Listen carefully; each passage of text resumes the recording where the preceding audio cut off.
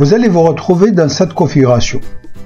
Ici, vous avez la visionneuse, la scène. C'est ici qu'on visualise ce qu'on produit en montage ou les sources qu'on importe pour le projet. Ensuite, ici, vous avez les sources de projet, vous avez les propriétés. Vous pouvez aussi, ici, dans cette partie-là, vous avez les compositions, vous avez les effets. Pour l'instant, cela ne vous dit rien, c'est bien normal. Ici, en bas, vous avez le banc de montage, la timeline. Ce logiciel dispose d'énormément de paramètres différents.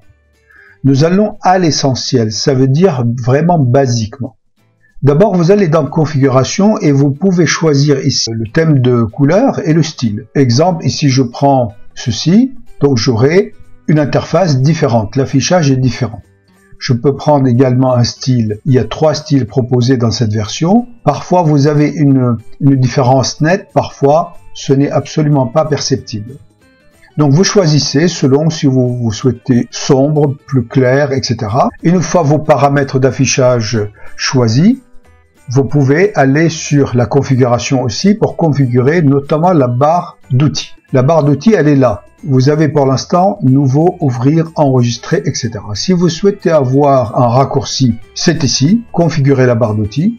Ici, moi, je veux ajouter la possibilité justement d'ajouter des ressources, vidéo, audio, images, texte, etc. assez facilement. Donc, je vais ici taper le verbe ajouter et ici, je vais avoir ajouter un clip ou un dossier. Pour le faire passer dans le menu, donc pour qu'il se retrouve en haut, il suffit que je clique sur la flèche de droite, ici. Si je veux le mettre en premier, je le mets en premier. Si je le veux mettre en second, je le mets en second avec l'opération de glisser-déposer simplement. Je fais OK.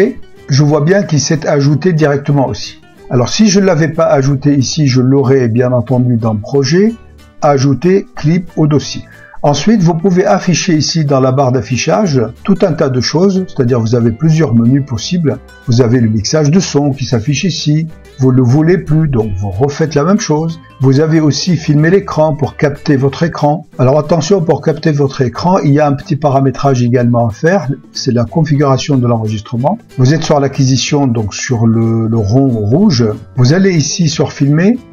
Plus vous montez ici en nombre, plus la qualité de la captation sera de meilleure qualité, donc ça prendra plus d'espace sur votre espace de stockage. Ici, vous avez deux choix, soit muette, ça veut dire je capte sans parler et après je peux poser ma voix, ou bien je capte en parlant. Vous allez dans Audio, vous vérifiez que votre matériel est bien déclaré et vous faites OK. Ces petits réglages vous permettent à présent de commencer le montage de vos sources numériques.